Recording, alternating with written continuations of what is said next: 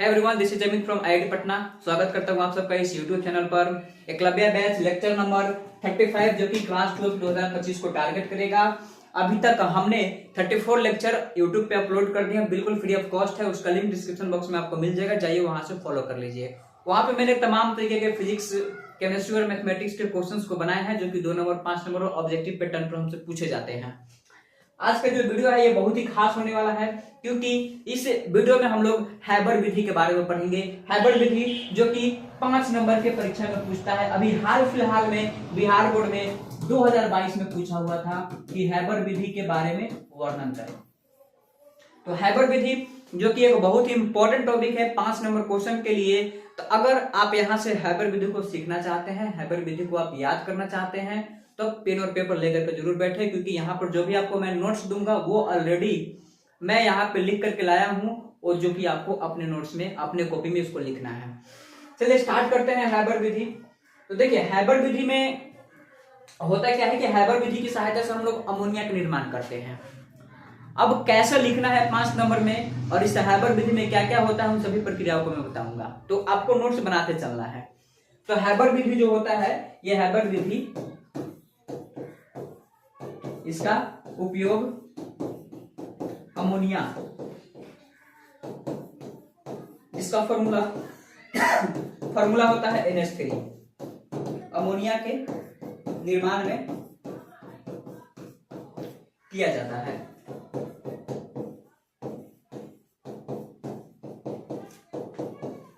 ठीक, तो हैबर विधि का जो उपयोग होता है, उस उपयोग से हम लोग अमोनिया बनाते हैं। मतलब ये भी आपसे ऑब्जेक्टिव में पूछा जाएगा कि अमोनिया को बनाने के लिए किस विधि का उपयोग किया जाता है, तो आपको लिखना होगा कि अमोनिया को बनाने के लिए हैबर विधि का उपयोग किया जाता है। या हैबर विधि से निम्नलिखित में से किस यौगिक को बनाया जाता है, और 4 ऑप्शन रहेगा, उसमें से अमोनिया को सिलेक्ट करना होगा। अब जरा अमोनिया के बारे में जरा समझ लीजिए। अमोनिया का रासायनिक सूत्र होता है NH3 और इसके पास रहता है एक लोन पेयर। इसका हाइब्रिडाइजेशन निकालेंगे, THO बराबर 1/2 हो जाएगा। और नाइट्रोजन यहाँ पर केंद्रीय परमाणु है, तो नाइट्रोजन केंद्रीय परमाणु जिसके पास वैलेंस इलेक्ट्रॉन 5 होता है, इसके पास मोनोवैलेंट एटम 3 है, तो 5 3 8/2 कितना हो जाएगा 4। जब 4 होगा तो इसका हाइब्रिडाइजेशन का मान हो जाएगा sp3 पर स्ट्रक्चर का मान होता है टेट्राहेड्रल। और फिर इसका आइडियल बॉन्ड एंगल देखा जाएगा, तो आइडियल बॉन्ड एंगल का मान हो जाएगा 109 डिग्री 28 मिनट। अब जब इसको हम बनाएंगे, तो बनाने के बाद आप सभी को ऑलरेडी पता होगा कि टेट्राहेड्रल का स्ट्रक्चर कैसे बनता है।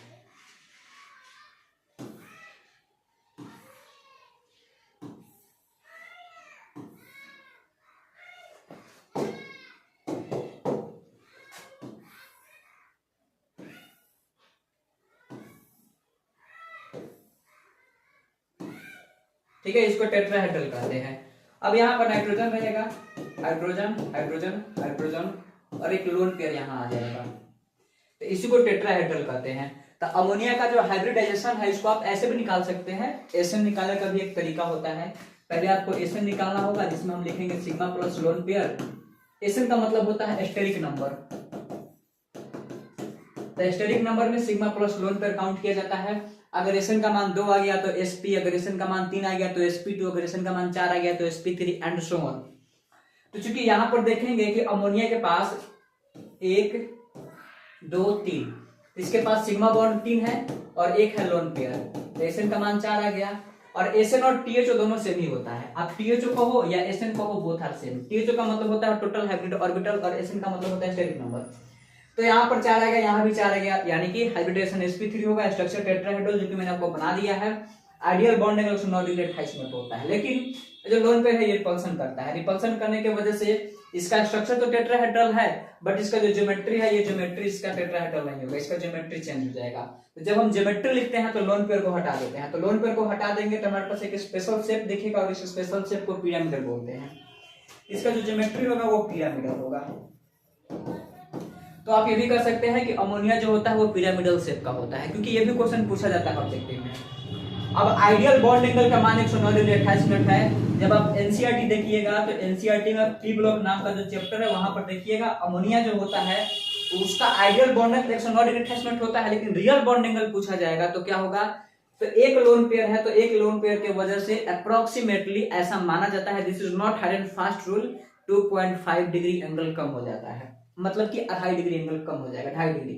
तो यहां से कम कर देंगे तो इसका जो बॉन्ड एंगल होगा, रियल बॉन्ड एंगल 107.5 डिग्री हो जाएगा। ठीक है, मतलब कि 107 डिग्री 28 मिनट हो जाएगा। तो आइडियल बॉन्ड एंगल और रियल बॉन्ड एंगल दोनों में अंतर होता है। Ideal bond angle 109 degree 28 minute का, लेकिन इसका रियल बॉन्ड एंगल होगा 160 डिग्री 28 मिनट का।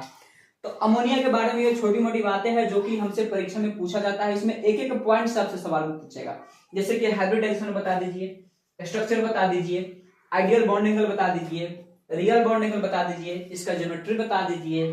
तो कहीं से भी क्वेश्चन पूछे जा सकते हैं और अभी तक आप प्रीवियस ईयर का ऑब्जेक्टिव उठा करके देखिएगा, ये सारे क्वेश्चंस आपको देखने के लिए मिल जाएंगे।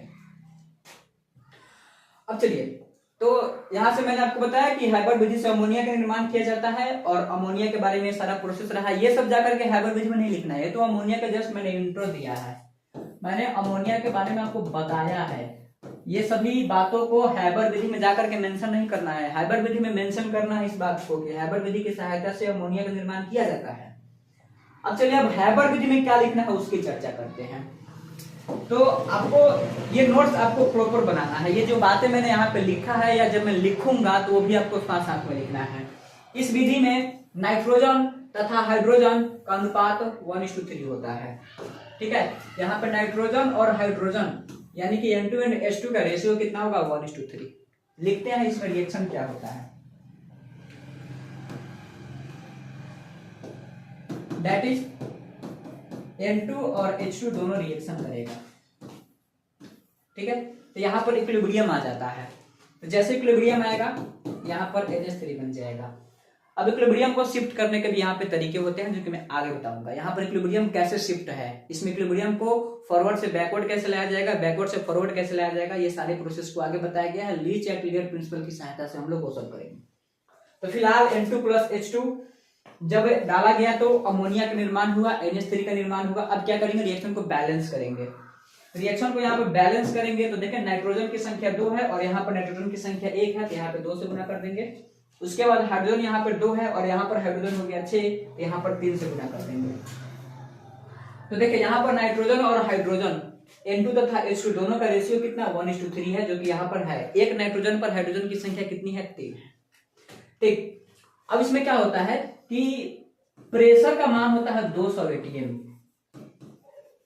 टेम्परेचर का मान होता है 500 डिग्री सेल्सियस। प्रेशर 200 atm और टेम्परेचर 500 डिग्री सेल्सियस।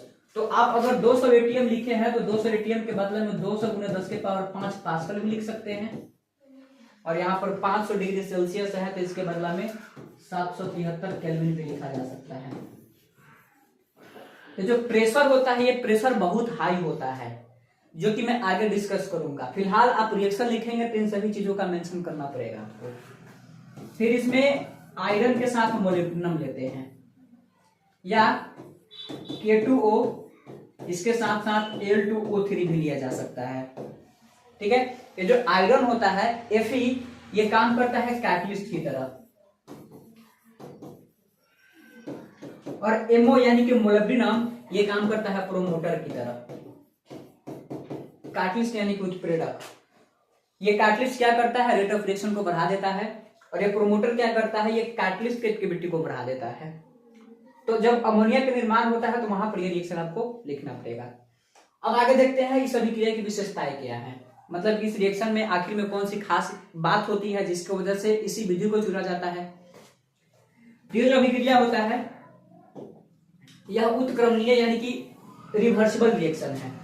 तो उत्क्रमणीय कहने का मतलब होता है कि आप इसमें बैकवर्ड से फॉरवर्ड जा सकते हैं और फॉरवर्ड से बैकवर्ड भी आ सकते हैं। This is said to be reversible reaction. ठीक है, इसमें दोनों का दोनों तरफ डायरेक्शन होता है, बैकवर्ड से फॉरवर्ड जाइए और फॉरवर्ड से बैकवर्ड जाइए। इसमें इक्विलिब्रियम शिफ्ट होते रहता है।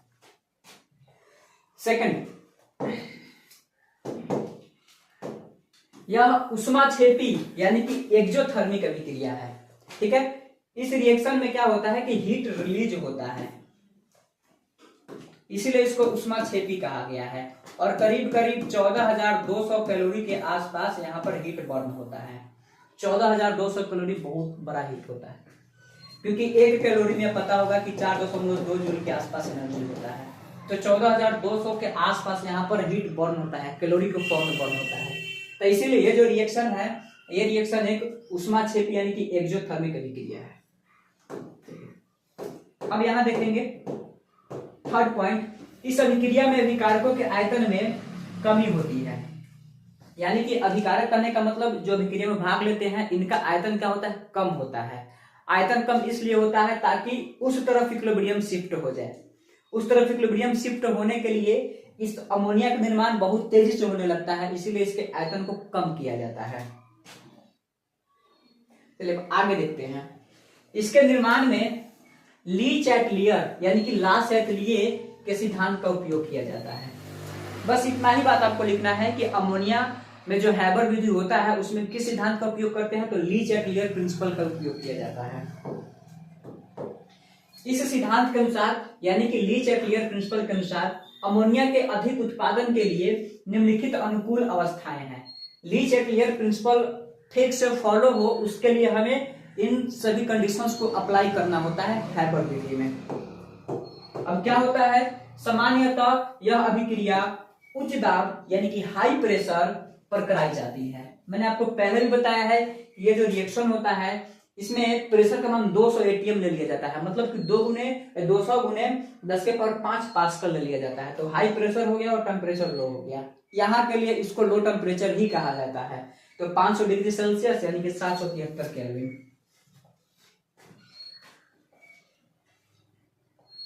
यहाँ पर लिखा हुआ है प्रेशर 200 एटीएम यानी कि 200 गुने 10 के पावर 5 पास्कल।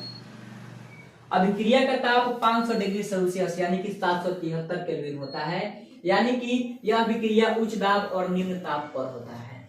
ठीक है, हाई प्रेशर लो टेम्परेचर। तो HPLT आपको याद रखना है। HPLT का मतलब होगा high pressure low temperature. Ammonia में जो हैबर विधि होता है उसमें ली चैटलियर प्रिंसिपल का जो अनुकूल अवस्थाएं है, यानी कि उस ली चैटलियर प्रिंसिपल की सहायता से हम ज्यादा से ज्यादा अमोनिया का निर्माण कैसे कर सकते हैं, तो उसके लिए high pressure and low temperature रखना पड़ेगा। प्रेशर को बिल्कुल हाई और टेम्परेचर को लो रखना पड़ेगा, और उसका वैल्यू भी आपको याद रखना है।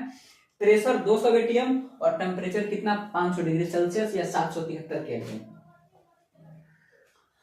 अब फिर क्या होता है कि अभिक्रिया का वेग बढ़ाने के लिए Fe उत्प्रेरक यानी कि आयरन कैटलिस्ट का उपयोग किया जाता है, और कभी कभी आयरन ऑक्साइड भी आपको देखने के लिए मिल जाएगा। तो आयरन ऑक्साइड भी मेंशन कर सकते हैं, Fe भी आप लिख करके छोड़ देंगे तो कोई दिक्कत नहीं है, या आप K2O भी यूज कर सकते हैं, या Al2O3 भी यूज किया जा सकता है, but normally Fe plus MO लिखा हुआ रहता है। ठीक, तो अभिक्रिया का वेग बढ़ाने के लिए Fe उत्प्रेरक यानी कि आयरन कैटलिस्ट और मोलिब्डेनम प्रोमोटर का उपयोग किया जाता है। एमओ का मतलब होता है मोलिब्डेनम। तो एमओ जो होता है ये Fe के रिएक्टिविटी को बढ़ाता है, और ये जो Fe कैटलिस्ट है ये रिएक्शन को रेट को बढ़ाता है। अब ये फ्लो चार्ट है। फ्लो चार्ट अगर आप याद कर लेंगे तो ज्यादा अच्छा रहेगा। ये फ्लो चार्ट आपको बहुत हेल्प करेगा। ठीक है, फ्लो चार्ट में देखिए क्या होगा। यहाँ से नाइट्रोजन और हाइड्रोजन दोनों का रेशियो ले लिया गया 1:3। नाइट्रोजन और हाइड्रोजन का रेशियो 1:3 हो गया। अब क्या होगा, इसमें प्रेशर का मान हम रखेंगे 200 एटीएम और टेम्परेचर का मान रखेंगे करीब करीब 500 डिग्री सेल्सियस, और इसमें आयरन कैटलिस्ट रहेगा, और Fe आयरन कैटलिस्ट के साथ मोलिब्डेनम जब होगा वो प्रोमोटर की तरह काम करेगा। और इतना करने के बाद gases are cooled and ammonia turns to liquid. जो अमोनिया गैस होता है वो लिक्विड में कन्वर्ट हो जाएगा, और यहाँ से आपको लिक्विड अमोनिया भी मिल जाएगा। ठीक, उसके बाद फिर ये यहाँ से मतलब कि जो रिएक्शन है ये फिर बैकवर्ड में शिफ्ट हो जाएगा, एंड फिर यहाँ से फॉरवर्ड में शिफ्ट हो जाएगा। ये प्रोसेस चलते रहेगा, यानी कि यहाँ पे इक्विलिब्रियम की अवस्था आ जाती है। तो चलिए अब हमने जो भी पढ़ा है कि अमोनिया का निर्माण कैसे किया जाता है उसको डायग्राम के रूप में देखते हैं। डायग्राम भी बनाना बहुत जरूरी होता है। तो ये डायग्राम आपके सामने है, इसको आप 2-3 बार प्रैक्टिस कर लेंगे, ये याद हो जाएगा।